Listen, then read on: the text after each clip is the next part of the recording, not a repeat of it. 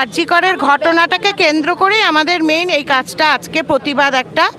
সে আজকে রাখি বন্ধনের দিন ঠিকই, কিন্তু আমরা একটা ভাইদের বা ভাইদের কাছে মানে বোনরা একটা আবেদন করব সুরক্ষা বন্ধন হিসাবে।